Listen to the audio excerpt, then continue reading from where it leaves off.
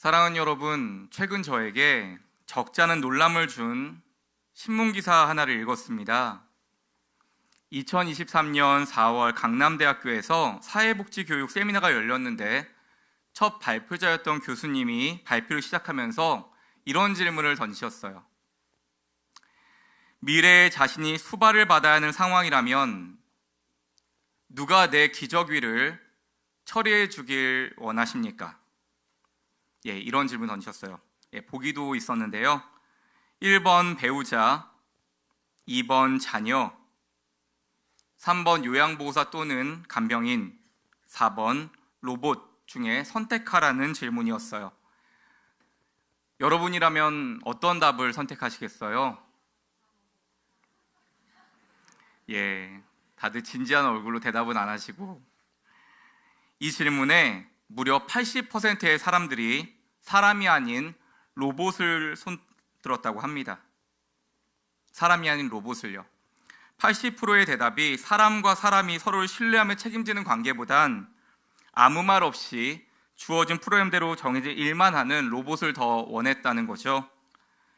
마음대로 편하게 운용할 수 있는 로봇에게 내 몸을 맡기려는 사람들의 모습은 마치 우리가 영화에서 보는 것이 이제는 가상이 아니라 현실로 다가오게 됨을 짐작하게 했습니다.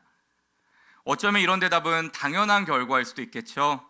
편리하게 눈치 볼 필요 없이 내가 원할 때 군소리 없이 나를 도와줄 수 있는 로봇, 나의 치부를 누군가에게 보여주지 않고도 정상적인 생활이 가능하다는 걸 생각해보면 너무나 당연한 결과일 수도 있겠죠. 여러분들 그런 로봇 있으면 좋겠죠? 그런데 순간 제 머릿속엔 이런 생각이 들었어요. 우리가 편리함을 위해 추구하는 것들이 자칫하면 또 다른 소외와 단절을 만들 수도 있겠구나. 기술 변화에 따른 사회 환경의 급속한 변화가 우리에게 참 많은 편안함과 편리함을 주었지만 그것 때문에 사람과 사람 사이 소통이 더 잘 되는 건 아닌 것 같아요. 우리나라의 경우 세계적으로 가장 빠른 인터넷망이 구축되어 있고 인구 대비 휴대폰을 사용하는 인구가 세계 최상위권이라고 하거든요. 그런데 소통을 위한 도구인 휴대폰이 오히려 소통에 도움이 되나요? 가족 간의, 세대 간의 소통을 방해할 때가 더 많잖아요. 대부분은 핸드폰과 SNS, 온라인 같은 가상 영역 안에 소통하다 보니 대면하여 대화를 나누고 소통하는 시간들은 점점 더 줄어들고 있는 게 현실입니다. 그런데 이런 시대를 살아가는 우리에게 우리 주님은 지금 전혀 다를 수 있는 이야기를 하고 계세요. 오늘 본문 히브리서 10장 24절과 25절입니다. 함께 읽습니다. 서로 돌아보아 사랑과 선행을 격려하며 모이기를 패하는 어떤 사람들의 습관과 같이 하지 말고 오직 권하여 그날이 가까움을 볼수록 더욱 그리하자. 화면 띄워주시면 여러분 파란 글씨만 한번 같이 읽어볼까요? 시작. 서로 돌아보아 모이기를 오직 권하여 더욱 그리하자. 세상이 변하는데도 우리 주님 뭐라고 하시는 거예요? 서로 돌아보자 하시고요. 더욱 모이기에 힘쓰자고 하시는 겁니다. 여러분, 우리는 성경이 변하지 않은 진리라고 믿어요. 변하지 않은 진리. 그런데 여러분, 시대가 변함에 따라 성경 말씀도 매번 바뀌어야 한다면 그게 진짜 진리는 아니겠죠. 우리 주님이 이 급변한 세상 살아가는 우리에게 서로 돌아보는 같이 더욱 모이기를 힘쓰는 그 일이 지금도 변하지 않은 진리라고 선포하시는 겁니다. 점점 사람이 사람을 필요로 하지 않는 시대, 일자리조차 과학문명에 내줘야 하는 시대 속에서 그런 때가 더 다가오면 다가올수록 반대로 우리 삶 속에는 더욱더 모이기를 힘쓰면서 서로 돌아볼 수 있는 공동체가 필요하다는 거죠. 여러분, 오늘 설교의 제목은 같이 걷기입니다. 같이 걷기. 우리의 신앙생활은 사실 길에다 비유할 수 있죠. 제가 전에 설교에 그렇게 말씀드렸어요. 우리의 삶은, 우리의 신앙생활은 인생길을 걸어가는 거다라고 말씀드렸습니다. 인생길을 걸어가는 거예요. 언제까지? 영생길을 갈 때까지 걸어가는 거라고 했어요. 영원한 생명의 길을 갈 때까지 우리가 인생길을 걸어가는 것이 우리 신앙생활입니다라고 말씀을 전했어요. 여러분, 영생길, 영원한 생명의 길은 바로 하나님께로 나아가는 길, 하나님 나라를 향해 가는 길을 말합니다. 그 길은 사실 예수님 때문에 열렸어요. 예수님의 십자가가 참으로 귀한 길을 우리에게 열어주신 겁니다. 그것이 오늘 보면 바로 앞에 있는 히브리서 10장 19절과 20절이 말해주는데요. 함께 읽습니다. 그러므로 형제들아, 우리가 예수의 피를 힘입어 성소에 들어갈 담력을 얻었나니 그 길은 우리를 위하여 휘장 가운데로 열어놓으신 새로운 살 길이요 휘장은 곧 그의 육체니라. 아멘. 여러분, 하나님께 나아갈 길이 활짝 열렸대요. 무엇으로요? 예수님의 피, 그 보혈의 공로로 십자가를 향한 길이, 영혼을 향한 길이 활짝 열렸다고 합니다. 예수 십자가 보혈의 은혜로 성소에 들어갈 담력을 얻었나니 하나님께 나아갈 길이 활짝 열린 겁니다. 그 길이 바로 우리가 지금 걸어가는 인생길, 신앙생활을 말하는 거죠. 여러분, 그러니까 이 우리를 향한 영원한 생명의 길이 열렸으니까 이제 다 끝난 거 아니에요? 여러분, 길이 열렸다고 끝난 게 아니에요. 왜냐하면 예수님이 우리의 길을 열어주셨는데 이제는 우리가 그 길을 걸어가는 길이 남은 겁니다. 걸어가는 일이 남았어요.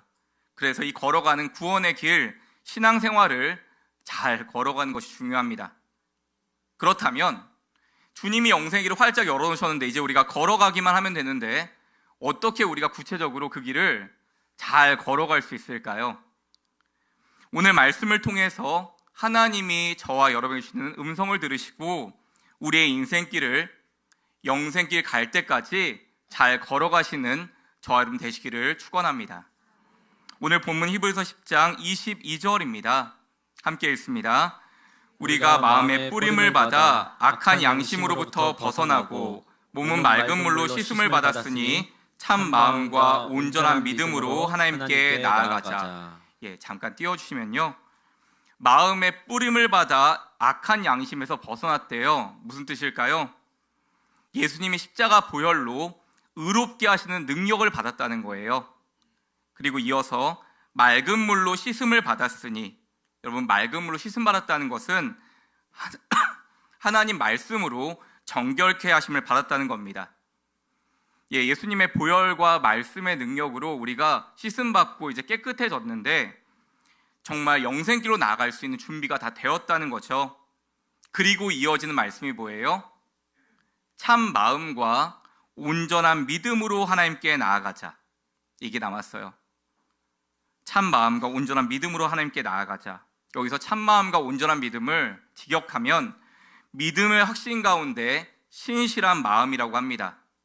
즉 온전한 믿음에 신실함을 더해서 나아가야 한다는 거예요. 여기서 신실함이란 여러분 꾸준함을 말하는 거죠.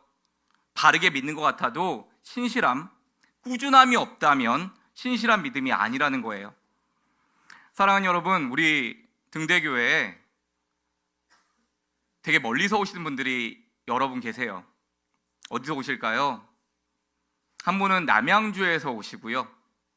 한 분은 부천에서 오시고요. 또 한 가정은 서울에서 옵니다.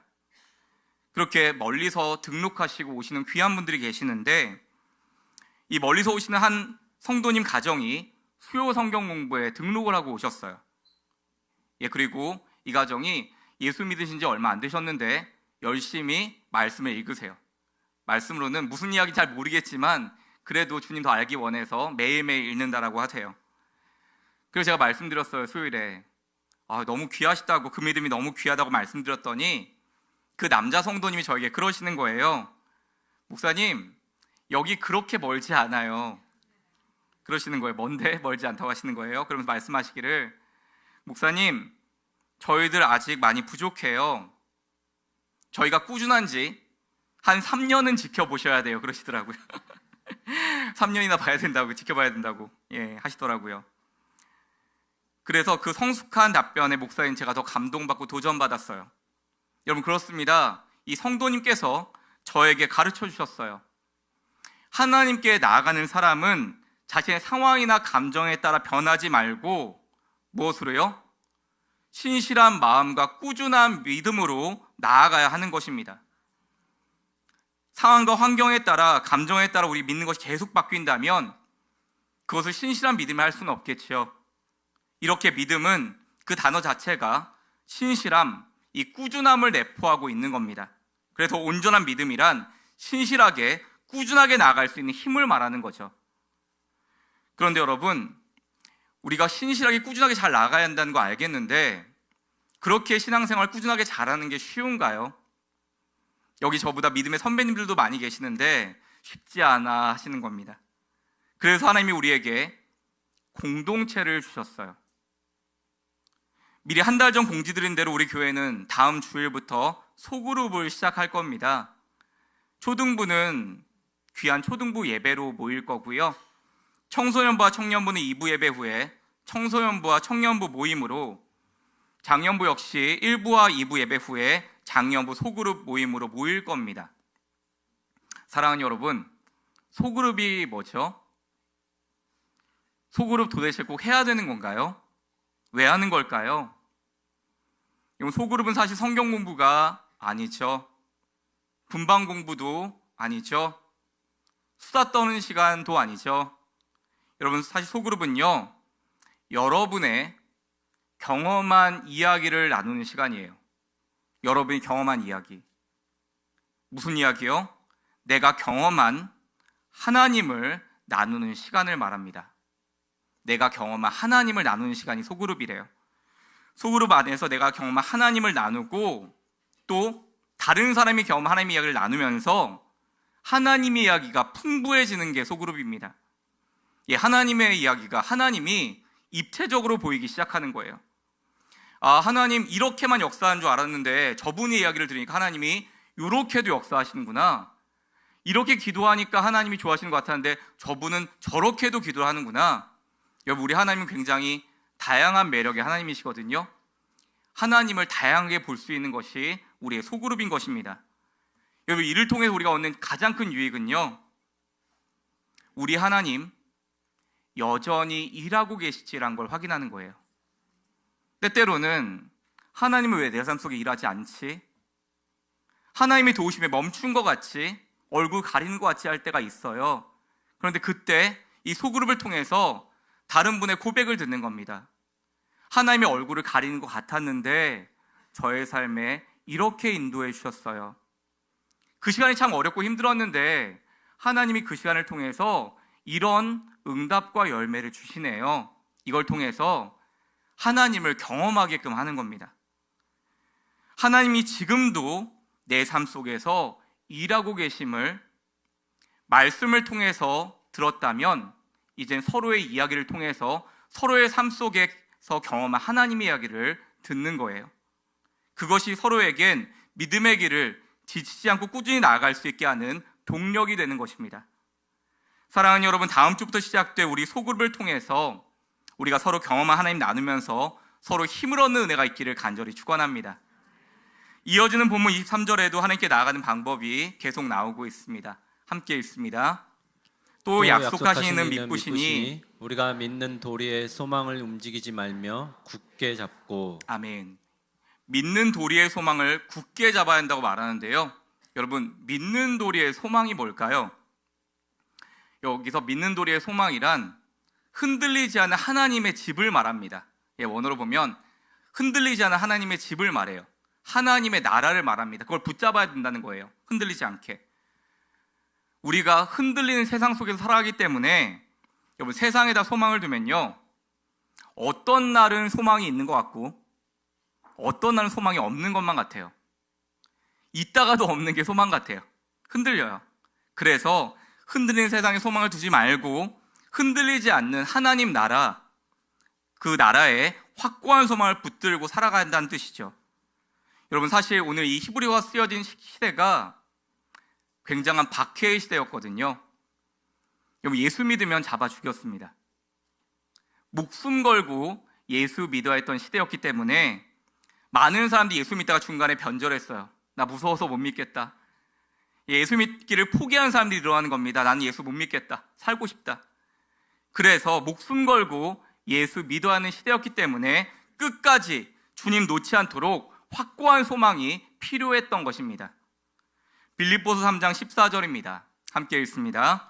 표대를 향하여 그리스도 예수 안에서 하나님이 위에서 부르신 부름의 상을 위하여 달려가노라. 아멘. 표대라고 했는데 표대는 목표로 세우는 기둥을 말한답니다. 목표로 세우는 기둥. 어디에 표대를 두는 거예요? 하나님의 나라를 표대에 두는 거예요. 많은 사람들이 변절하고 주님 안 믿겠다고 하는데 나는 그래도 주님 붙잡고 갈 거야. 하나님 나라 바라볼 거야. 표대를 향해서 완주해보자. 끝까지 가보자. 끝까지 표대를 바라보고 완주할 수 있도록 주님 놓지 않도록 야 주님 놓지 마. 주님 놓으면 우리 다 죽는 거야. 주님 놓지 마. 우리 주님 곧 오셔. 그렇게 표대를 대신 주님 바라볼 수 있도록 당시의 그리스도인들은 서로 도왔다는 것입니다. 그게 뭐예요? 주님 놓치지 않도록 붙잡게 도와주는 것이 바로 우리 소그룹이었다는 거예요. 여러분, 저는 이 말씀을 준비하면서 작년에 성지순례 갔을 때가 생각났어요. 제가 거기서 응답받아서 개척의 마음을 열었다라고 했잖아요. 여러분, 성지순례 갔는데 예루살렘 탐방을 할 때 그때 갑자기 우리 가이드한 목사님의 얼굴색이 바뀌는 거예요. 보통 전날에 다음날 있을 일정을 얘기해 주는데 맨날 웃으면서 이렇게 막 실실 웃으면서 막 그 목사님 막 즐겁게 얘기했다가 그때는 갑자기 정색을 하면서 내일부턴 자기만 따라오라는 거예요. 한눈 팔면 안 된다고, 큰일 난다고, 남의 나라 차 타고 어디 갈 수도 있다고 막 그렇게 막 겁을 주는 겁니다. 정색하면서.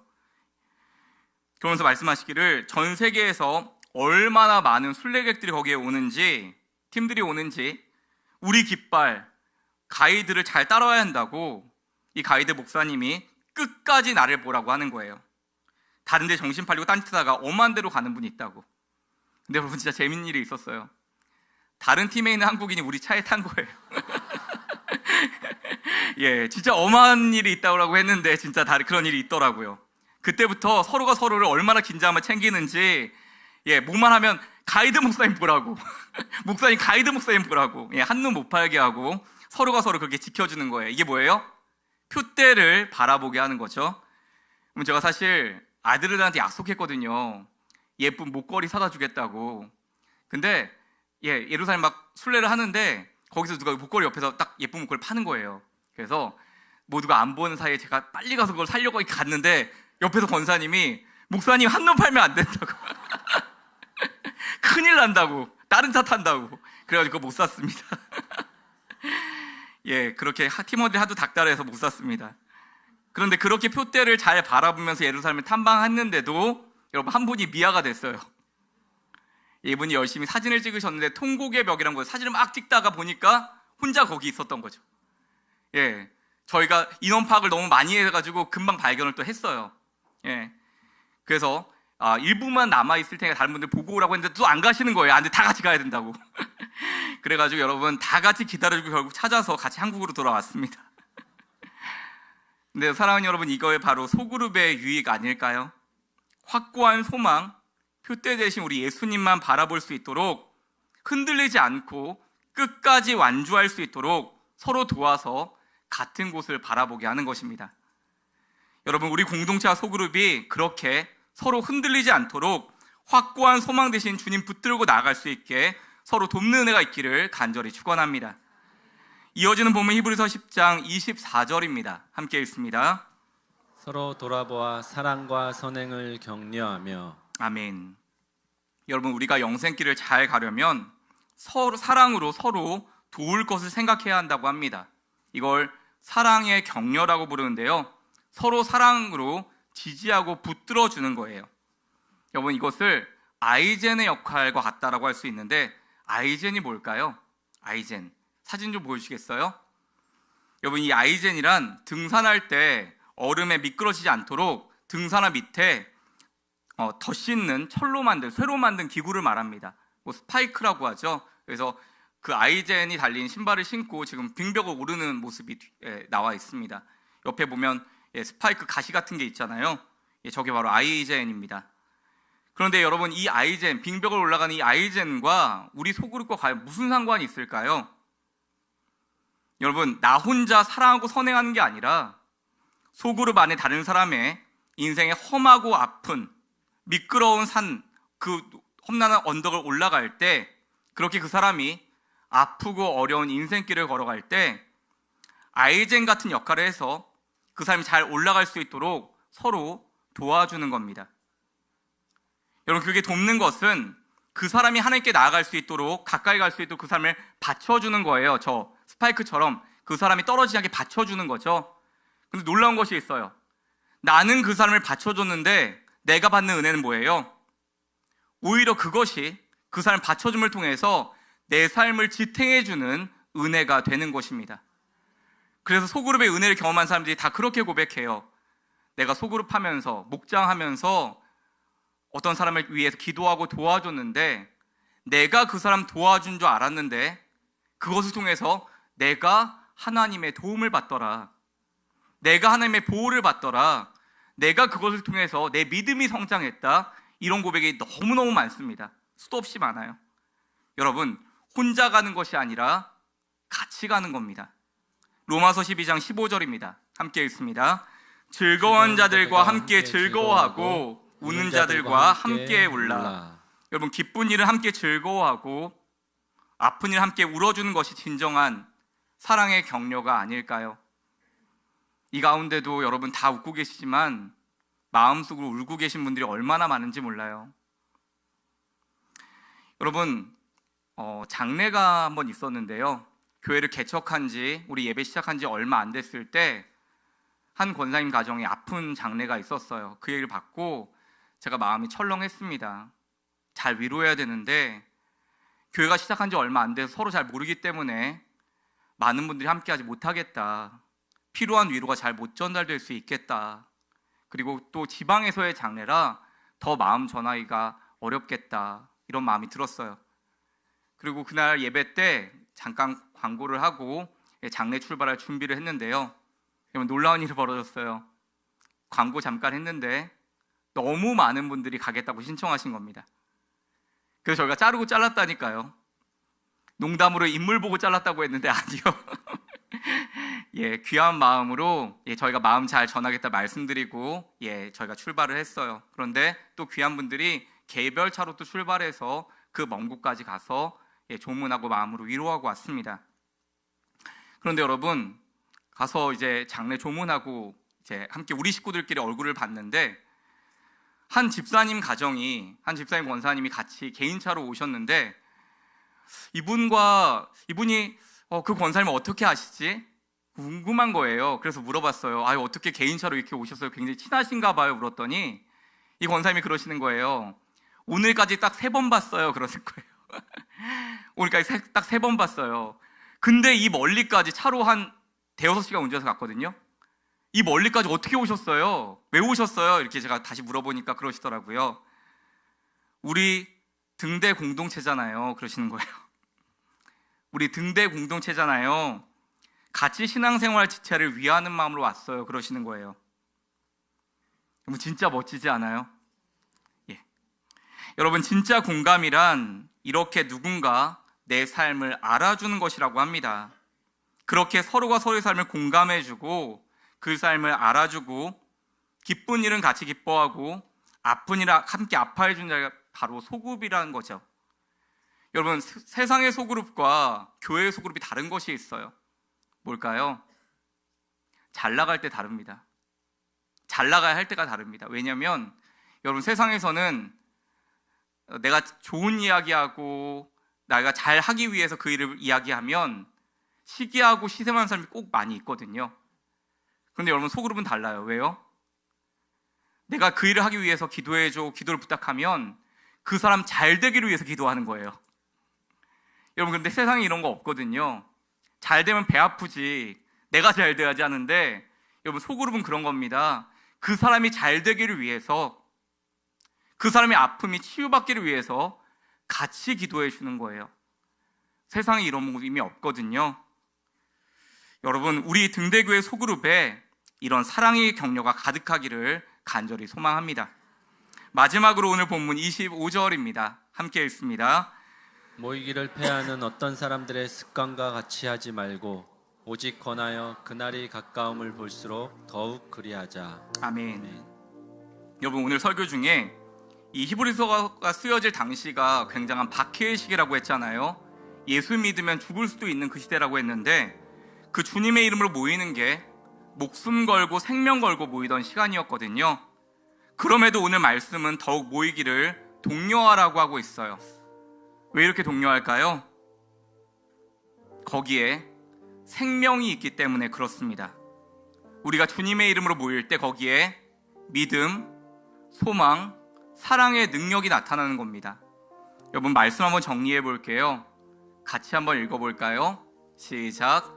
온전한 믿음, 온전한 마음으로 신실하고 꾸준하게 믿음, 확고한 소망, 확고하게 표대를 바라보고 붙드는 소망, 사랑의 격려, 선행으로 돕고 서로 격려하는 사랑. 띄워주시면요, 여러분, 다른 게 믿음이 아니고요, 꾸준함이 믿음이에요. 여러분, 소망은요, 진리의 표대를 놓치면 죽는데 흔들리지 않게 붙잡아 주는 게 소망입니다. 마지막 사랑은 내가 그 사람을 돕는 줄 아는데 그것을 통해서 내가 힘을 받는 것이 사랑이에요. 기독교의 3대 진리가 믿음, 소망, 사랑이라 했는데 여러분, 그 귀한 보물이 우리 소그룹 안에, 공동체 안에 있다는 것입니다. 우리가 이렇게 주님의 이름을 모일 때 우리 주님께서 그 공동체에 믿음과 소망, 사랑에는 능력을 부어주사 진리의 길을 함께 걸어갈 수 있는 힘을 주시는 것입니다. 말씀을 맺으려고 합니다. 사랑하는 여러분, 하나님이 아담에게 하와를 주신 이유가, 하와에게 아담을 주신 이유가 혼자 있으면 외롭기 때문이래요. 그럼 다음 주부터 소그룹을 시작한다고 하니 생각보다 많은 분들이 부담 갖고 왜 그런 거 하는 거야 할 줄 알았는데 생각보다 많은 분들이 기다렸다라고 하셨어요. 소그룹 시작되길 기다렸어요, 목사님. 왜냐하면 새 교회에 적응하면서 아는 사람도 별로 없고 많이 낯설고 또 외로웠다는 거예요. 여러분, 그거 아세요? 우리 등대교회에서 4명 알면 정말 많이 하는 겁니다. 여러분, 한번 마음속으로 물어보세요. 내가 몇 명 알지? 여러분, 4명 이상 알면 여러분 여기서 핵인싸인 거예요. 인싸인 거예요. 핵인싸인 거예요. 무슨 반대로 하면 무슨 얘기예요? 여기에는 많은 사람들은 4명 몰라요. 4명 모릅니다. 그래서 우리에게 이 공동체 소그룹이 필요한 겁니다. 여러분, 우리는 사모임이 아니라 친교모임이 아니기 때문에 하나님의 부르심으로 모인 공동체이기 때문에 서로 모를 수밖에 없죠. 그러나 우리가 서로가 서로를 알아감을 통해서 영적인 가족이 되기 시작하는 겁니다. 여러분, 제가 사진 하나 보여드릴게요. 보이시나요? 안에 글씨도 보이세요? 이거 제가 찍은 사진인데 여러분, 이거 어디서 찍은 사진일까요? 화장실? 예, 많이 보셨죠, 이거? 근데 아마 여자분들은 많이 못 보셨을 거예요. 주중센터 1층 남자 화장실에서 제가 찍은 겁니다. 우리 미화팀에서 이렇게 예쁘게 글씨 써서 이렇게 예쁘게 붙여주신 거예요. 훌륭합니다. 대단합니다. 예, 이렇게 붙여주신 거예요. 예, 그런데 거기에 이런 글이 적혀 있어요. 가치 있는 것이 귀하고 고마운 것을 알게 하려고 혼자 외로워 있는 시간들도 있나 보다. 우리 한번 같이 읽어볼까요? 가치 있는 것이 귀하고 고마운 것을 알게 하려고 혼자 외로워 있는 시간들도 있나 보다. 여러분, 그동안 많이 외로우셨죠? 더 이상 외로워할 수가 없습니다. 왜냐하면 우리에게 이제부터 소그룹 영적인 가족이 생기는 거거든요. 그런데 그 혼자 외로워 있던 시간들이 이제는 가치 있는 것이 귀해서 고마운 것을 알게 하는 시간이 된다는 거예요. 여러분, 이 글귀처럼 우리 소그룹이 정말 주 안에서 가치 있는 것이 더 귀하고요, 고마운 것을 알게 된 시간 되기를 축원합니다. 무엇보다 모든 신앙적인 외로움이 끝나는 시간, 우리 안에 있는 모든 외로움이 발붙일 수 없는 시간 되기를 간절히 축원합니다. 제가 사랑하는 한 교수님이 계셔요. 그런데 그 교수님 말씀 중에 제가 힘들 때 늘 저에게 힘이 되는 말씀이 있습니다. 교수님이 저를 보면 늘 항상 그 말씀을 하세요. 목사님, 하나님이 잘해 주실 거예요. 하나님이 목사님 잘해 주실 거예요. 하나님이 오늘도 그리고 앞으로도 목사님 잘해 주실 거예요. 저는 이 말씀 들을 때마다 하나님이 나를 여전히 생각하고 계시구나, 나에게 집중하고 계시구나, 나를 사랑하고 계신다는 걸 저는 느끼게 됩니다. 그 한마디에서 느껴요. 하나님이 잘해 주실 거예요. 근데 여러분, 교회를 개척하면서 저는 하나님이 여러분을 통해서 잘해 주심을 느낍니다. 그게 진짜 공동체인 것 같아요. 하나님은 사람을 통해서 일하시잖아요. 그걸 경험하면서 하나님의 잘해주심을 여러분 통해서 경험하면서 저도 누군가에게 잘해주고 싶다는 마음을 갖습니다. 지난 주간에 한 권사님이 저에게 그렇게 말씀하셨어요. 목사님, 저는 우리 주님의 손이 차갑다는 이야기를 들어본 적이 없어요. 우리 주님의 손이 차갑다는 이야기를 들어본 적이 없어요. 여러분, 무슨 뜻일까요? 하나님이 이 권사님 인생에 한 번도 차가운 적이 없었던 거예요. 늘 온기 가득한 손으로 권사님을 붙잡아 줬던 거예요. 근데 왜 권사님이 그렇게 느끼셨을까요? 권사님이 아프고 공부할 그때, 춥고 시린 인생의 겨울에 있을 때 하나님이 하나님의 사람들 통해서 그 권사님의 손을 잡아 주었기에, 늘 따뜻한 온기로 붙잡아 주었기에 하나님의 손이 늘 따뜻하다라고 권사님은 기억하고 계시더라고요. 그리고 그 받은 온기를 정말 귀하게 여기면서 권사님 지금도 정말 도움이 필요한 소외되고 아픈 이웃들 찾아다니며 섬기고 계세요. 사랑하는 여러분, 하나님이 나에게 잘해주셨기에 나도 하나님의 온기로 사람들에게 잘해주고 싶다. 그리고 그 하나님의 온기로 여러분 소그룹 함께 해주시면 좋겠습니다. 공동체에서 충분히 서로에게 하나님께 받은 사랑 충분히 나누시고요, 사랑으로 지지하고 격려하며 지치고 힘들 때 서로에게 잘해주는 공동체 되었으면 좋겠습니다. 그렇게 우리가 하나님의 온기로 서로의 손을 잡아줄 때 우리 하나님 그곳에서 생생하게 일하실 겁니다. 생생하게 하나님 자신을 보여주실 것입니다.